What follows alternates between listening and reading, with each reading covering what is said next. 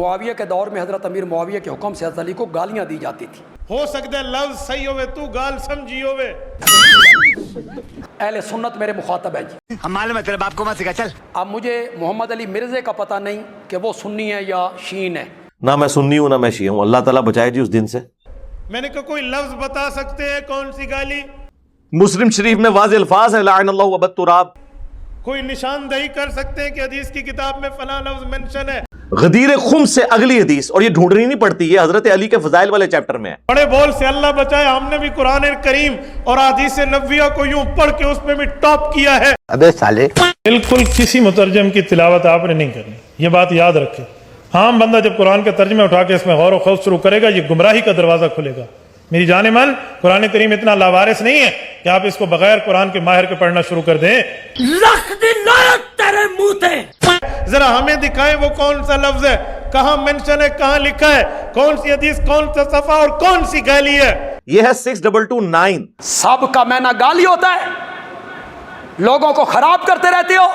یہ کہتے ہیں جی سب کا ترجمہ گالی نہیں ہے. سر ہم رجوع کرتے ہیں، گالی نہیں ہے، اس سے بڑی چیز ہے لعنت بھیجتے تھے آپ لوگ. سب کا معنی گالی نہیں ہوتا، سب کا معنی ہوتا ہے کسی پہ تنقید کرنا. اس کا مطلب گالی نہیں ہمیشہ ہوتا، تنقید بھی ہوتا ہے. تو پہلے تو میں پھکی والا جواب دیتا ہوں کہ کیا حضرت علی پہ تنقید کرنا ثواب کا کام ہے؟ ہاں بھائی کیسی لگی آگے سواد؟ اس کے رویے پہ تنقید کرنا وہ سب کا لفظ ہے. خلیفہ راشد کے خلاف ایک دوسرے بندے کا تنقید کرنا اور اس سے بغاوت کرنا اور اس کی بیعت نہ کرنا، یہ ثواب کا کام ہے. آپ تنقید بھی مانا لے لیں تب بھی بات کہاں تک جائے گی؟ بھائی ہم پاگل ہیں، پاگل. یہ صحیح غلط کہاں پوچھ رہے ہو ہم سے؟ دنیا بھر کی گندگی پر ٹھیکہ اٹھا رکھا ہم نے، ہمیں تو خدا ہی پتہ نہیں کہ ہم یہاں کیا کر رہے ہیں کہاں نہیں. دو آدمیوں کے متعلق جنہوں نے میرے نبی کے کسی کہنے پر عمل نہیں کیا تھا، بھائی میرا بھائی، تو حدیث میں آتا ہے سبہما، کر مانا یہاں نبی پاک کے متعلق سب کا لفظ آ گیا ہے. اور 10 تو ہیں. کوئی بندہ یہ مانا کر سکتا ہے کہ نبی پاک نے معاذ اللہ ان دونوں کو گالی دی تھی؟ تو آؤ یار اپنے کان میں ایئر فونز ڈال لو. کیا ڈال بھی لیے؟ ہم یہ کہتے ہیں کہ سب کا ترجمہ مسلم میں خود ہوا ہوا ہے. مسلم میں سب نہیں، لعنت کے الفاظ موجود ہیں، وہ ہم آپ کو حدیث بتاتے ہیں. یہ بخاری میں بھی حدیث ہے، بخاری میں اس کا نمبر ہے 3703 اور مسلم میں ڈیٹیل کے ساتھ ہے 6229. ابو تراب علی ابن ابی طالب پر لعنت، نعوذ باللہ. آل مروان جو تھے بنو امیہ، ان میں سے ایک شخص مدینے کا حاکم بنتا ہے اور سہل ابن سعد السعدی کو بلاتا ہے ممبر پر اور کہتا ہے کہ حضرت علی کے بارے میں نازیبا کلمات کہو. وہ انکار کرتے ہیں.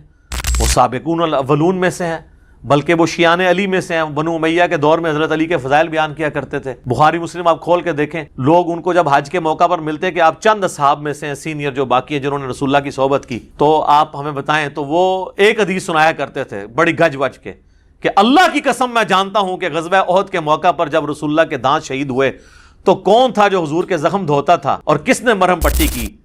تو کہتے ہیں کہ نبی علیہ السلام کا خون نہیں رکتا تھا، تو مولا علی ایک ڈھال میں اس کو الٹا کر کے برتن بنا کے اس میں پانی لے کے آئے اور سیدہ فاطمہ پانی لے کے حضور کا زخم دھوتی تھیں. اور وہ جب زخم سے خون رسنا بند نہ ہوا تو انہوں نے کاٹن کا ایک کپڑا جلا کے اس کی راکھ رکھی تو خون رک گیا. اور وہ یہ ہر جگہ چیخ چیخ کے یہ حدیث سناتے تھے کیونکہ بنو امیہ کے دور میں حضرت علی پہ سب و شتم ہو رہا تھا تو حضرت علی کے فضائل بیان کرتے تھے. لہٰذا انہوں نے پھر سوچا کہ یار اسی بندے کو جو مولا علی کا شیعہ ہے اسی سے ہی حضرت علی پہ لعنت کرا دیں تو باقی تو سارے ایکسیپٹ کر لیں گے، قبائلی سسٹم ہے. تو ان کو بلایا گیا سہل ابن سعد السعدی کو اور کہا کہ تم حضرت علی پہ سب و شتم کرو. تو انہوں نے کہا نہیں، کبھی نہیں ہو سکتا ایسے. امام حسن اور امام حسین رضی اللہ عنہما یہ دونوں جا کر حضرت معاویہ کے ہاتھ پر بیعت کر کے صلح کرتے ہیں. پیارے بچوں، جو کچھ کرنا تھا کر لو، ابو آ رہے ہیں. کوئی ایک بھی شرط پوری نہیں کی. اسی طریقے سے سب و شتم مولا علی پر ممبروں پر جاری، اسی طریقے سے لوگوں کے ساتھ زیادتیاں، لوگوں کا مال لوٹنا، لا حق قتل کرنا، جس سے اختلاف رائے ہو اسے قتل کروا دینا، یہ اسی طریقے سے جاری 20 سال تک.